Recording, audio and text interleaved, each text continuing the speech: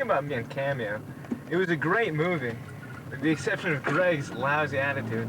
I mean, it's like we couldn't get anything done with him on this set. It was, I want it my way, let's do it this way. And on top of that, he was just a lousy actor. He was always bullying me. So Whip! I had this stupid idea for a plot line, where somehow he'd be the one that was alive at the end of the movie. Absolutely ridiculous. I shot them both with one shot, took all the money, and drove off into the sunset. I think it would have made the movie much better.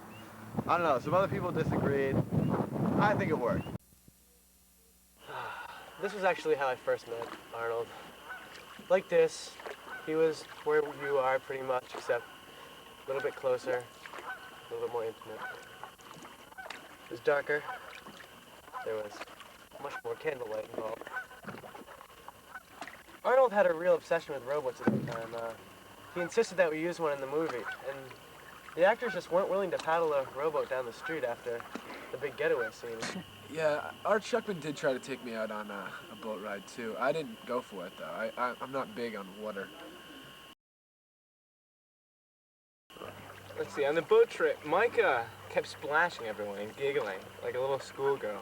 It was kind of embarrassing to watch him. During our canoe trip, we were having a wicked good time, just laughing. And everyone was just kind of bored looking, so I suggested we play Splash and Dash. It's a game I picked up at camp as a young kid. The game is just, you know, I splash you with a paddle, and whatever article of your clothing that gets wet, you have to take it off. It's sitting around like splashing everyone. It's asking everyone to take off their clothes. I didn't even know what was going on. The discussion, and then it was very odd. Mike excused himself, and he went into my bathroom, which is right there, into my loo, as they say, and I heard running water. I didn't question him. I just thought maybe, you know, he was a bit flustered and he was washing his face, but it sounded like my tub. And he was in there for about 15, maybe 20 minutes, 25 minutes passed. I began to wonder what was going on. And then I heard, oh, Mr. Condon, would you come here? So I went, the door was slightly ajar, and I pushed it open. And he was standing in the tub, fully clothed. As soon as I walked in, he cupped his hands and splashed water in my face, and then ran by me, giggling like what can only be called a schoolgirl. And he said something as he ran down the hall of Splash and Dash, Catch Me If You Can. I was friends with Mike August for a while.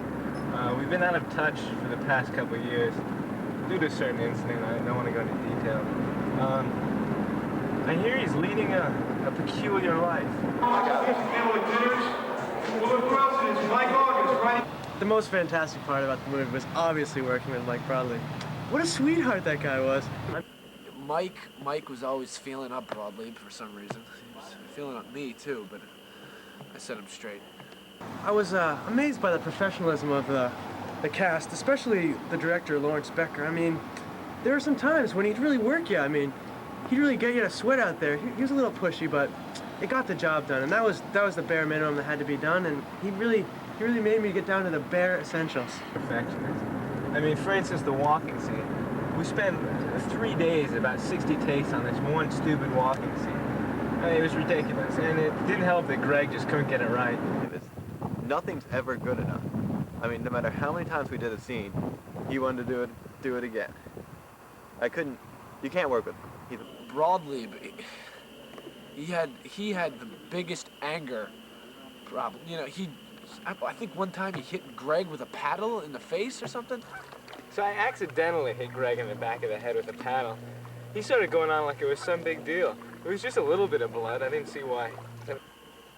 Blood was pouring down. I had it everywhere. I was drenched in blood.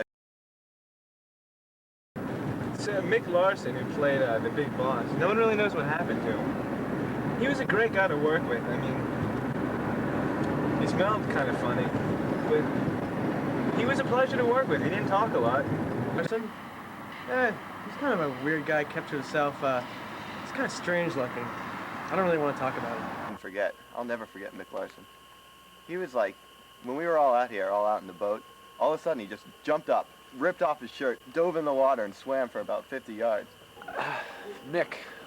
Well, I heard from Mick about a couple of weeks ago. He said he was living somewhere up in Canada. But I mean, he really was a strange guy. He didn't like want to talk to anyone during the set. One time he was in his trailer or something, and just banging on the walls, you know. Well, he's all right though. And don't get me started on the crew.